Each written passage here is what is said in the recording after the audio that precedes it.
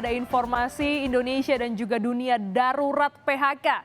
Mencari kerja dipastikan makin susah, khususnya sektor padat karya seperti tekstil dan alas kaki.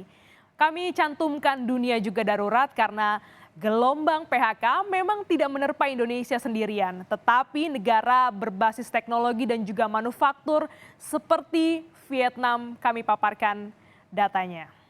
Tapi sebelumnya, saudara, walaupun Indonesia sudah tak dipusingkan oleh pandemi, tapi dampaknya masih terjadi, dampak nyata masih terjadi, bahkan semakin menjadi-jadi.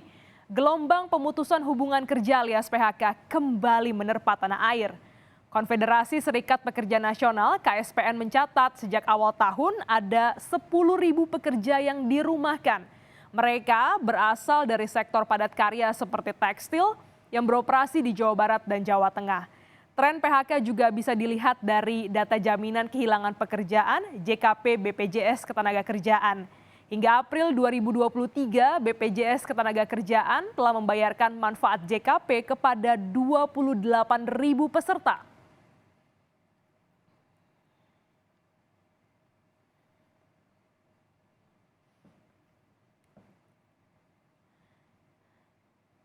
Seperti yang tadi saya sampaikan, saudara, gelombang PHK ini juga melanda Indonesia dan dunia. Khususnya adalah sektor padat karya seperti tekstil dan alas kaki. Seperti janji kami di awal, kami cantumkan bagaimana datanya ya. Karena gelombang PHK ini juga menerpa sejumlah negara berbasis teknologi dan juga manufaktur. Sebut saja Vietnam. Ya, kami paparkan data agar pemerintah bisa bergerak cepat mengantisipasi dampak lanjutan akibat PHK alias pemutusan hubungan kerja. Kami mulai pertama datanya adalah data industri, saudara. Ini dia ya. Yang pertama kita lihat bagaimana dalam 3 bulan terakhir indeks kepercayaan industri di bagian data sebelah sini, saudara. Angkanya terus melandai.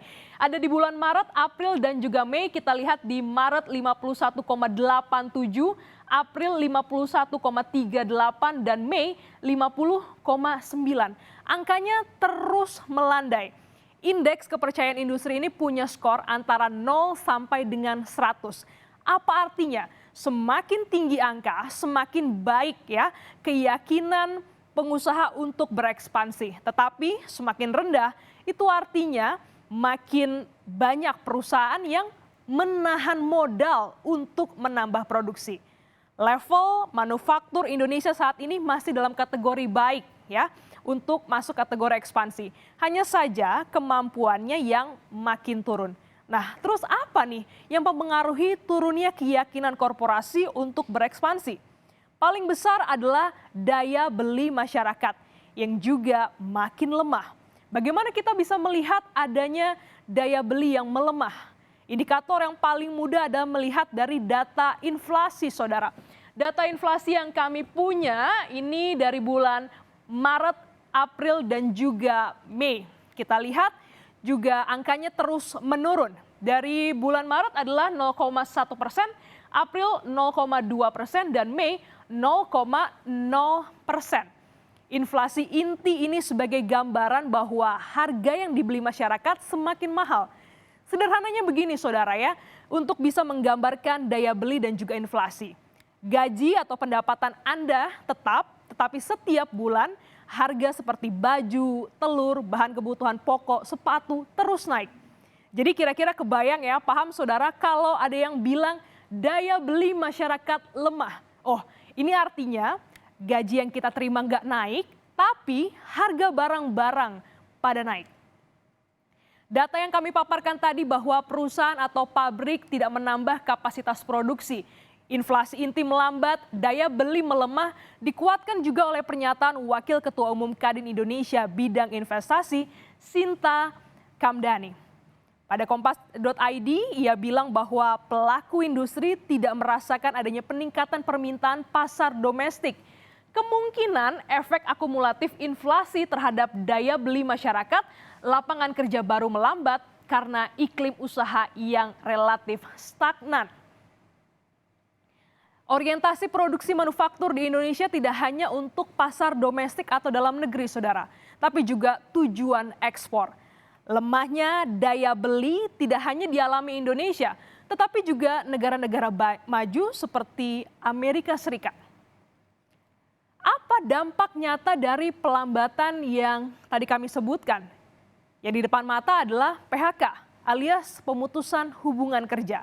Organisasi Buruh Dunia atau ILO di awal tahun sudah mengingatkan waspadai gelombang PHK.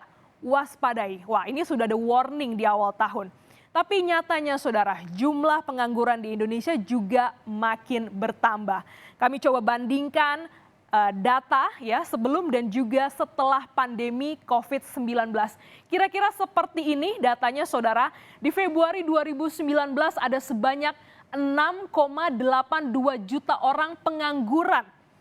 Bagaimana dengan Februari 2023 ya, setelah pandemi ada 7,99 juta orang. Ya, ini juga angkanya terus meningkat. Tak hanya itu saudara, ada juga ya sekitar 3 juta lebih orang juga mendapatkan pengurangan jam kerja. Kalau jam kerja berkurang, otomatis nih saudara ya, pendapatan juga berkurang. Karena nggak mungkin perusahaan tak dapat laba tetapi membayar pekerja dengan nominal yang sama. Terkait dengan kondisi ini, Indonesia tak sendiri. Kami bisa bilang industri manufaktur juga tak sendiri.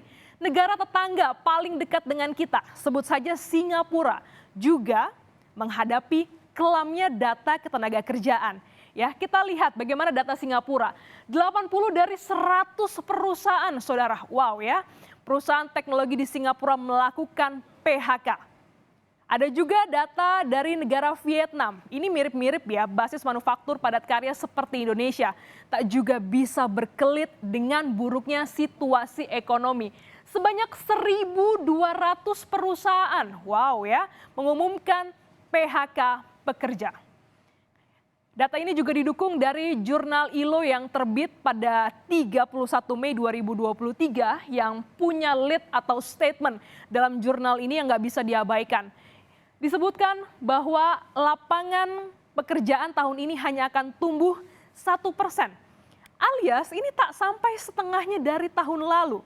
Kemudian negara berpendapatan rendah hadapi masalah lapangan kerja dan juga perlindungan sosial. Semoga paparan data kami ini bisa ditangkap oleh pemerintah dengan mengambil kebijakan darurat agar bisa menopang masyarakat yang menggantungkan hidup mereka di sektor padat karya.